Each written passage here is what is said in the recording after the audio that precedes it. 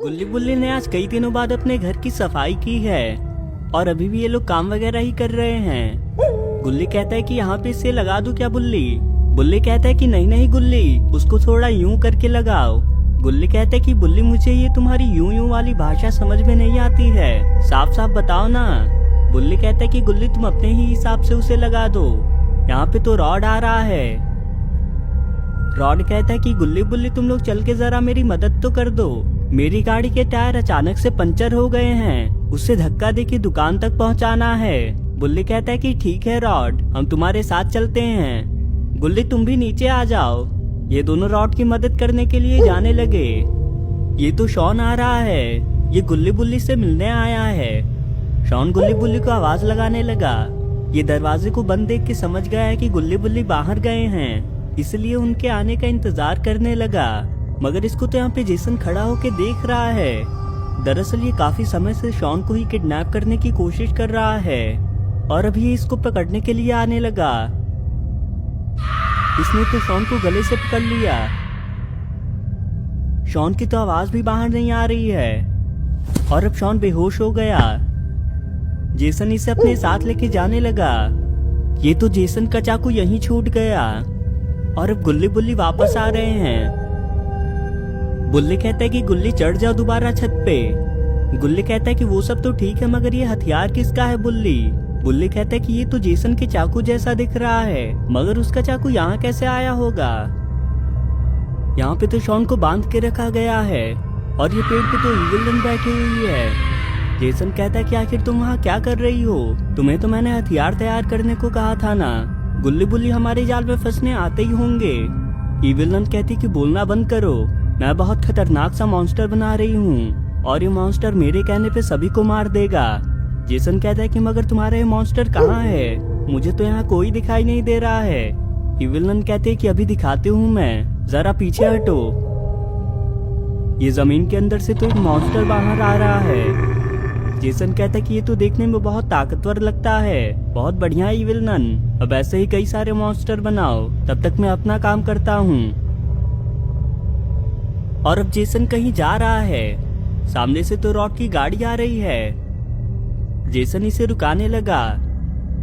Jason कहता है कि रॉड आज तो मैं बहुत ज्यादा खुश हूँ, इसी बात पे मुझे जरा आइसक्रीम तो खिला दो। रॉड कहता है कि माफ करना जेसन, आइसक्रीम तो खत्म हो गई है, इसलिए अब मैं वापस घर ही जा रहा था। जेसन कहता है कि तुम मुझे जानते नहीं हो क्या? अगर आइसक्रीम खत्म हो गई है तो अभी के अभी बनाओ और मुझे दो, वरना मैं तुम्हें यहाँ से जाने ही नहीं दूंगा। रॉड तो गाड़ी से बाहर आ गया। रॉड कहता है कि ऐसी बात है तो रोक के दिखाओ मुझे। जेसन तो इस पे हमला करने आने लगा। रॉड इस पे अपने बर्फ से वार करने लगा, मगर जेसन इससे बच गया। जेसन ने तो रॉड के सिर में चाकू दे मारा। जेसन कहता है कि तुम गुल्ली बुल्ली के अच्छे दोस्त हो ना, उनसे जाओ और कह देना कि शॉन मेरे कब्जे में है। ईविलन ने तो 2 और मॉन्स्टर बना दिए। ईविलन इनसे कहते कि तुम तीनों जाओ और जाके रास्ते पे पहरा दो और कोई आता दिखे तो उसे वहीं मार देना। रॉड जख्मी हालत में गुल्ली बुल्ली के घर आ रहा है। रॉड की ऐसी हालत देख के ये दोनों घबरा गए। गुल्ली कहता है कि तुम्हें क्या हो गया रॉड? आखिर तुम्हारी ये हालत किसने कर दी? रॉड कहता है कि रास्ते में जेसन से मेरी लड़ाई हो गई थी और उसने बताया कि उसने शॉन को पकड़ के रखा है, यही बात बताने के लिए उसने मुझे जिंदा छोड़ा।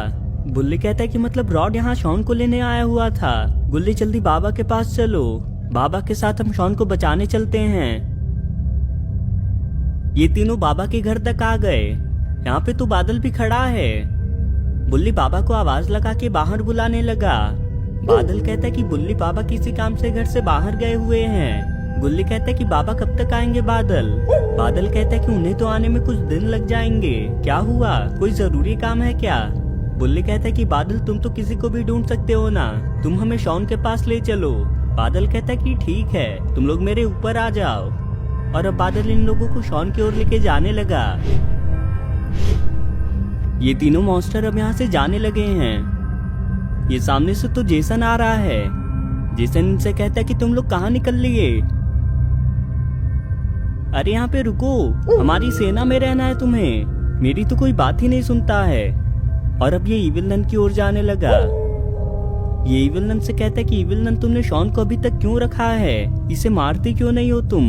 इविल नन कहती कि मैंने शॉन के लिए बढ़िया सी चीज सोची है। रॉड को तो तुम जानते ही हो, तुम्हें पता ही होगा वो पहले मॉन्स्टर हुआ करता था। शॉन की आत्मा की मदद से मैं उसे दोबारा शैतान बनाने वाली हूँ। तुम जाके उसे लेके आओ अब, तब तक मैं अपना काम करती हूँ। जेसन के कुछ समझ में नहीं आया, फिर भी ये रॉड को लेने जाने लगा है। इविल नन शॉन के पास आने लगी। इसने तो शॉन के सामने एक शीशी रख दी। इसने अजीबोगरीब डांस शुरू कर दिया। अरे ये क्या चीज है, ये तो शॉन की आत्मा है और ये शीशी में आके बंद हो गई। ये लोग अभी भी रास्ते में ही हैं। रॉड कहता है कि बादल अभी हमें कितना समय लग सकता है, हम और जल्दी नहीं जा सकते हैं क्या। बादल कहता है कि मैं और नीचे से चलता हूँ, फिर मुझे शॉन के जगह का बेहतर पता चल पाएगा। अरे तो मॉन्स्टर ने इन पे हमला कर दिया और बादल नीचे गिर गया। यहाँ पे तो जेसन आ रहा है। जेसन यहाँ की हालत देख के खुश के साथ साथ परेशान भी हो गया, क्योंकि इसे रॉड जिंदा चाहिए था। जेसन कहता है कि तुमने इन दोनों के साथ साथ रॉड को भी क्यों मारा। इविल नन ने रॉड को बुलाया था। लावा मॉन्स्टर कहता है कि मगर इविल नन ने तो हमें सबको मारने के लिए कहा था, चाहिए तो तुम इसे अपने साथ ले जाओ। जेसन रॉड को लेके जाने लगा। जेसन रॉड को लेके इविल नन के पास आ गया। इविल नन रॉड को देख के कहती कि रॉड को क्या हुआ जेसन, तुमने इसके साथ मारपीट करी क्या। जेसन कहता कि ये तुम्हारे मॉन्स्टर्स का काम है, फिर भी अगर इसका कुछ हो सकता है तो करो, और तुम्हें मैं बता दूं गुल्ली बुल्ली मारे गए हैं। इविल नन कहती कि मैं कोशिश करके देखती हूँ। इविल नन ने अपना डांस शुरू कर दिया और ये शॉन की आत्मा को रॉड के शरीर में भेजने लगी, मगर इसका रंग तो नीले से लाल हो चुका है। जेसन कहता है कि लगता है तुम्हारा जादू बेकार निकला, खैर मैं चलता हूँ, तुम लगी रहो, कोई जरूरत पड़े तो बताना मुझे। ये तीनों मॉन्स्टर अब सोच रहे हैं कि आगे क्या करना है, क्योंकि इन्हें मारने के बाद क्या करना है ये इविल नन ने इन्हें बताया ही नहीं था। बादल तो अभी जिंदा है और ये वापस उठने लगा। इसने तो इन मॉन्स्टर्स को पिंजरे में कैद कर दिया और अब ये नीचे आ गया और अब ये गुल्ली बुल्ली को ठीक कर रहा है। गुल्ली बुल्ली सही सलामत खड़े होने लगे। गुल्ली कहता है कि हमारे साथ क्या हुआ था बादल। बादल कहता है कि गुल्ली पीछे तो देखो, उन मॉन्स्टर्स ने हम पे हमला किया था, मगर मैंने तुम दोनों को बचा लिया। तुम दोनों वापस आके बैठ जाओ, वो लोग रॉड को ले गए हैं। ये दोनों बादल पे बैठ के शॉन और रॉड को बचाने के लिए जा रहे हैं, मगर इन लावा मॉन्स्टर को अब बहुत ज्यादा गुस्सा आ रहा है। ये लोग तो पिंजरे से बाहर आ गए और अब तो ये भी उनके पीछे जा रहे हैं। इविल नन रॉड की शैतानी रूप को बाहर लाने के लिए जादू कर रही है।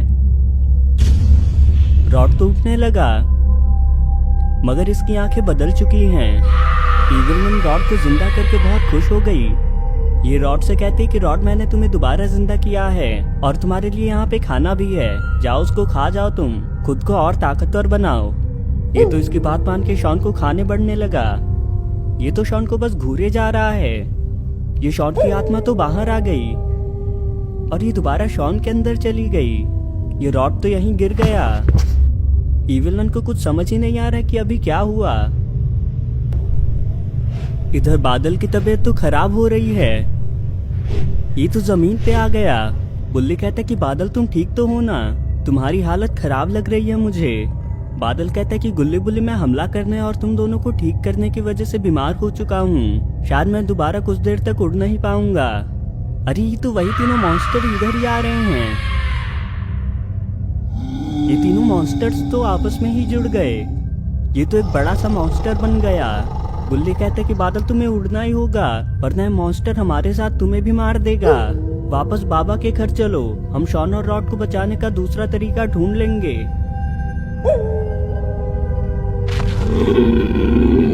मॉन्स्टर इन पे हमला करने आ रहा है। बादल अपनी पूरी ताकत लगा के उड़ने लगा और ये लोग वापस बाबा के घर के लिए जाने लगे, मगर ये मॉन्स्टर इन्हें छोड़ने वाला नहीं है। ये भी इनके पीछे ही जा रहा है और जेसन भी इसी रास्ते पे घूम रहा है। और ये गुल्ली बुल्ली की लाश देखने के लिए आया है। मगर यहाँ से सबको गायब देख के ये हैरान है।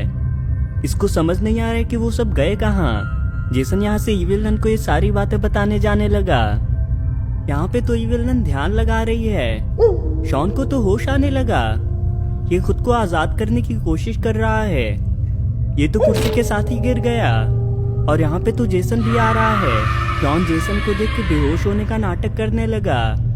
जेसन इविल नन से कहता है कि तुम सो रही हो क्या? मुझे वहाँ पे गुल्ली बुल्ली और तुम्हारे मॉन्स्टर रास्ते पे दिखे ही नहीं। इविल नन कहती है कि उनकी चिंता मत करो, मैं अभी अपना जादू ठीक करने की कोशिश कर रही हूँ, इसीलिए शांत रहो अभी। शॉन धीरे धीरे रॉड को आवाज लगा रहा है। रॉड तो जिंदा है और ये खड़ा हो गया और जेसन ने भी रॉड को देख लिया। जेसन तो रॉड के ही पास आ रहा है। जेसन कहता है कि लगता है तुम्हारा जादू काम कर गया इविल नन। रॉड ने फौरन जेसन को बर्फ में कैद कर दिया और ये इविल नन को भी कैद करने जा रहा है। अरे इस पे किसने हमला कर दिया? ये तो बिजली वाली इविल नन है। बादल इन दोनों को लेके बाबा के घर पे सही सलामत आ गया और गुल्ली बुल्ली नीचे उतर गए। गुल्ली कहते हैं कि लगता है कि बाबा अभी भी घर पे नहीं है। ये बादल तो अचानक से गिर गया। गुल्ली कहते कि बादल क्या हुआ तुम्हें, अचानक कैसे गिर गए तुम? गुल्ली कहते कि ये थकान की वजह से गिर गया होगा, इसको आराम की जरूरत है। मैं बाबा के घर से बादल के लिए कुछ खाने को लेके आता हूँ। और अब गुल्ली बाबा के घर में जा रहा है। ये आवाज कैसी आ रही है? अरे ये तो वही मॉन्स्टर है और इनके पीछे पीछे तो यहाँ तक आ पहुंचा। गुल्ली इसे देख के बादल के पीछे छिप गया। मगर ये मॉन्स्टर सिर्फ खड़ा क्यों है? ये इस पे हमला क्यों नहीं कर रहा? गुल्ली कहते कि बुल्ली यहाँ पे कुछ नहीं है। इसने भी अब इस मॉन्स्टर को देख लिया। इस मॉन्स्टर ने इसकी आवाज सुन के इस पे हमला कर दिया। गुल्ली तो बाल बाल बचा। शायद ये मॉन्स्टर किसी को देख नहीं पा रहा है। लगता है किसी वजह से इसकी आंखें खराब हो गई हैं और अब ये बस सुन के ही हमला कर सकता है। ये बिजली वाली इविल नन अब इसके पास आ रही है। ये इविल नन से कहती है कि अब उठ भी जाओ, कब तक ध्यान लगाओगी? जरा आंखें खोल के देखो यहाँ का नजारा। इविल नन खड़ी होने लगी। ये जेसन को जमा हुआ देख के हैरान रह गई। ये कहती है कि यहाँ पे क्या हुआ था? बिजली वाली इविल नन कहती है कि बातें बाद में करना, मैं यहाँ कुछ खाने के लिए आई थी और तुमने तो मेरे लिए पहले से यहाँ इंतजाम करके रखा है। मैं उस बच्चे को लेके जा रही हूँ। शॉन ये सुन के बहुत डर गया और यहाँ से भागने की कोशिश करने लगा। मगर ये रस्सी तो बहुत ज्यादा मजबूत है। ये बिजली वाली इविल नन इसके पास ही आने लगी। ये मॉन्स्टर अब इनकी आवाज सुनने की कोशिश कर रहा है। गुल्ली तो घर से बाहर आने लगा। लगता है बुल्ली के पास जा रहा है, मगर इसे बहुत सावधानी से चलना होगा। गुल्ली बुल्ली से कहता है कि बुल्ली ये तो अंधा है, हम इसे किसी तरह से हरा सकते हैं क्या? बुल्ली कहता है कि ये लावा से बना हुआ है, चलो हम इसे पास के तालाब में फेंक देते हैं। मगर इनके बात करने की वजह से इस मॉन्स्टर ने इनकी आवाज सुन ली और ये इनकी ओर ही आने लगा। ये दोनों इससे बच के भागने लगे और ये मॉन्स्टर भी इनके पीछे ही जा रहा है। ये लोग तालाब के पास आके छिप गए। ये मॉन्स्टर भी इधर ही आ रहा है।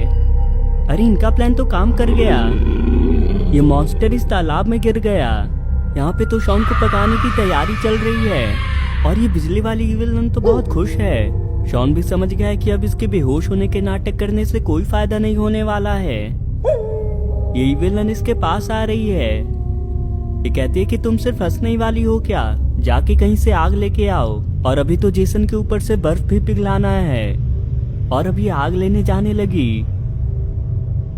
शॉन ने भी अब बचने की उम्मीद छोड़ दी है। इविल नन इससे कहती है कि लगता है तुम्हारे दोस्त तुम्हें बचाने ही नहीं चाहते हैं, इसलिए तो कोई तुम्हें बचाने नहीं आ रहा। रॉड को अब होश आने लगा और इसने शॉन और इविल नन को भी देख लिया और ये चलता हुआ इनके पास ही जा रहा है।